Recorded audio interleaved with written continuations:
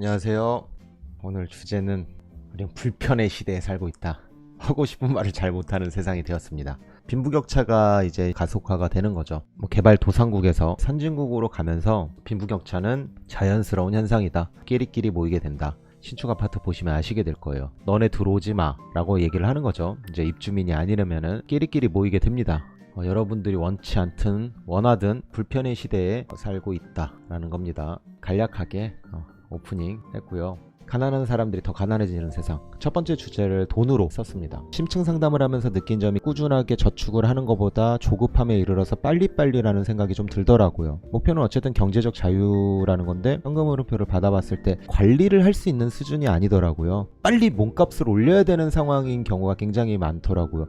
그 이유가 바로 뭐냐면은 양질의 일자리가 나오지 않는다라는 겁니다. 최저임금이 1만원 되면서 일자리가 정말 많이 줄어들었어요. 이 노동 생산성을 올리지 않은 상태에서 임금만 올라간다 그러면은 사용자 입장에서는 겁이 납니다.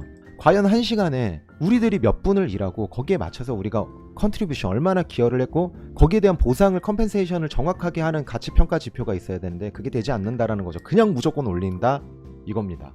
일자리 창출은 한다고 하는데 전혀 기업들의 그런 목소리는 듣지 않고 그렇게 되면서 기술, 플랫폼에 투자를 하기 시작하죠. 대표적으로 격리나라라는 게 있잖아요. 그렇죠? 최저임금으로 하면 지금 한 190, 200을 줘야 되는데 이거라면 월 뭐 한 10만원, 20만원 쓰니까 훨씬 낫다라는 거죠. 그래서 사업가들이나 또는 투자자 이런 사람들이 이제 인력 개발보다는 플랫폼이나 기술 개발에 투자를 하기 시작하는 거죠. 진짜 중요한 건 뭐냐면은 고소득 노동자들도 AI가 대체됩니다. 저도 대체가 될 거예요. 제가 지금 투자를 하고 있고 인사이트를 제공하는 그런 리포트도 하고 매일매일 정보 서비스를 주고 있지만 이제 AI가 나타날 겁니다. AI가 나타나서 투자를 하게 될 거예요. 벌써 이미 많이 이제 상용화가 되려는 움직임이 보이고 있는데 그래서 저도 여기에 맞춰서 이거를 이제 지금 개발 투자를 하고 있습니다. 과거에는 토지를 소유하고 그 다음에 공장을 소유하고 이런 식으로 했던 거를 이제 플랫폼을 소유함으로써 부를 계속 창출해 나간다라는 거고요. 저임금 근로자는 이번 코로나로 빠르게 일자리를 잃을 확률이 높다라고 작년에 얘기를 했습니다. 실제로도 그렇게 됐죠. 알바도 힘듭니다. 여러분들 공고문 올리면은 전화 오고 문자 오고 진짜 구했어도 계속 와요. 끝나지 않을 정도로 계속 옵니다. 그래가지고 요즘에는 특이한 업종이 많이 생겼잖아요. 1년 사이에 기기 이코노미라고 합니다.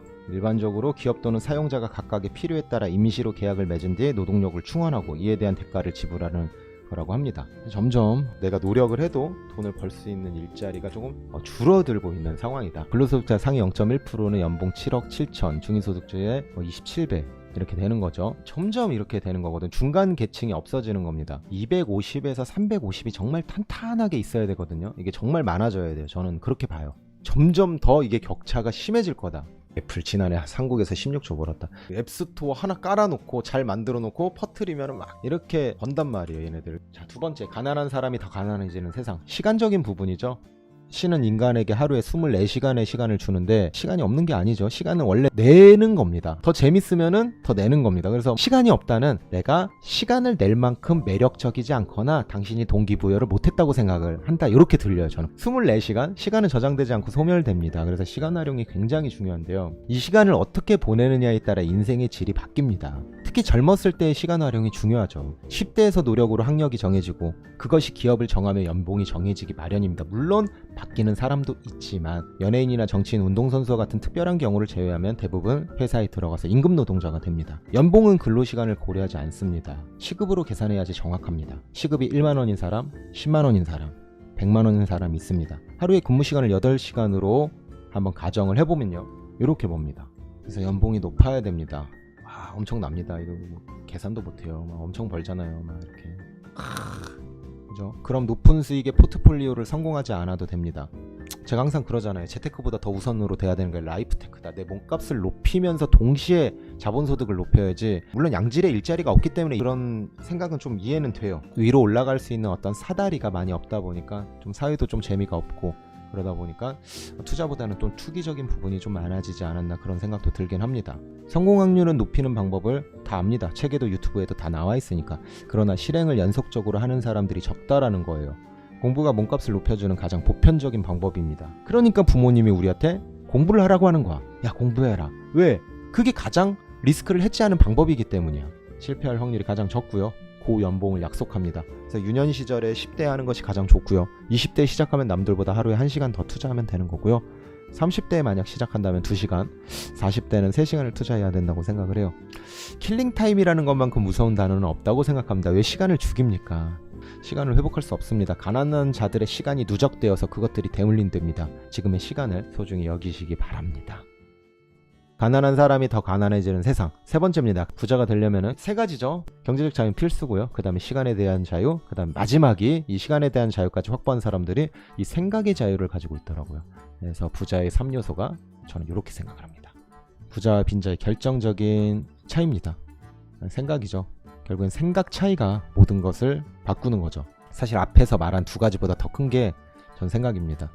돈과 시간을 잘 활용하지 못하는 가장 결정적인 원인은 바로 이 생각이죠. 이 생각이 모든 거를 바꿉니다. 내가 과연 4시간을 운동할 수 있을까?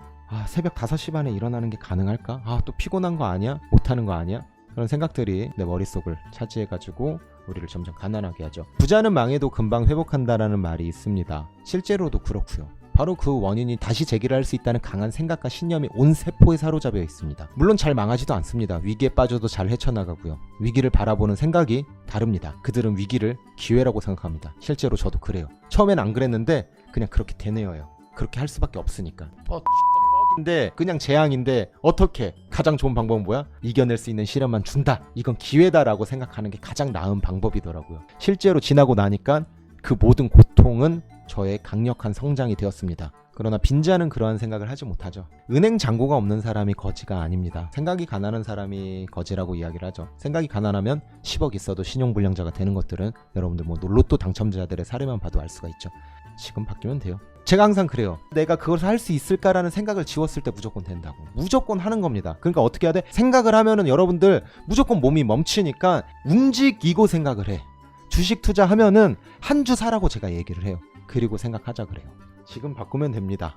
가난한 사람이 더 가난해지는 세상. 돈맛이 이제 금융 쪽 위주다 보니까 부동산을 공부 안 하는데 부동산 좀 공부하라고 제가 했습니다. 그래서 전 부동산 전문가는 아닙니다. 그냥 개인 투자자로서 이야기를 드리는데요. 부동산 가격을 올리는 가장 큰 주체가 누구인가요? 라고 얘기를 했죠.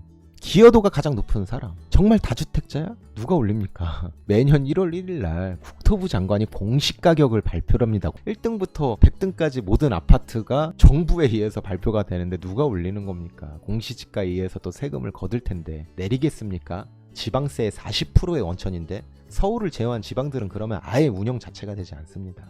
결국에는 대출 규제에서 부자들 막아주려고 그러는데 부자들이 대출 막으면은 뭐 못합니까? 금 팔아서 하고 주식 팔아서 하고 채권 팔아서 하고 어떻게든 할 텐데 오히려 집을 실제로 구해야 하는 서민들이 오히려 구하지 못하는 그런 상황이 됐다라는 거죠. 그래서 제가 영끌해라 라고 2-3년 전부터 얘기를 했던 겁니다. 근데 영끌을 안 좋은 단어로 하고 빚이라고 하죠. 이 신용사회에서 내가 대출이 많이 나온다라는 거는 그만큼 이 사람은 이 자본주의에서 힘이 있다라는 거거든. 그럼 그 힘을 활용한다라는데 왜 빚이라는 표현을 해? 무리하게 하는 건 안 좋지. 내 소득 능력과 내 대출 상환 능력에 벗어나서 내 사회적 능력을 벗어나서 하는 거는 안 좋지. 그래서 부동산은 뭐다? 어디를 봐라? 일자리가 많은 곳이 좋은 겁니다. 일자리가 어디가 많습니까? 서울입니다. 그럼 서울을 봐야죠. 그리고 경기도 또 좀 있네? 그럼 수도권까지 보는 겁니다. 왜? 우리 직주 근접을 원하니까. 그래서 여기만 또 더 오르는 거예요. 회사가 있으니까. 인구는 계속 늘어날 수 있는 요인들이 곳곳에 있으니까. 일자리가 있어야지 부동산이 뜨고 수익률이 좋다라는 겁니다. 부동산 두 번째, 개인과 개인 간의 거래라는 거예요. B2B 수익성 높습니다. B2G 정부와의 관계 좋습니다. 근데 C2C입니다. 컨슈머와 컨슈머, 개인과 개인이 거래하기 때문에 시세 차익이 적을 수밖에 없어요. 공시지가랑 또 실거래가를 스마트폰으로 확인하는데 누가 비싸게 주고 삽니까? 그죠? 내 집 마련 뭐 과한 거 아니잖아요. 내 집 마련하는 게 투기꾼 아니잖아요. 그죠? 빠르게 여러분들이 할 수 있는 뭐든 하는 거야. 막 다 글을 쓰든 체험단을 하든 뭐든 다 하는 거야. 그렇게 해가지고 순저축률을 높이고 투자할 수 있는 자금도 마련하면서 투자도 하면서 꼭 내 집 마련을 하시기 바랍니다. 부동산은 의식주 중에 하나이기 때문에 내가 살기 좋은 집은 필수다. 그렇게 생각하시면 됩니다. 오늘 라이브 방송 여기에서 마무리하도록 하겠습니다. 여러분들 감사합니다.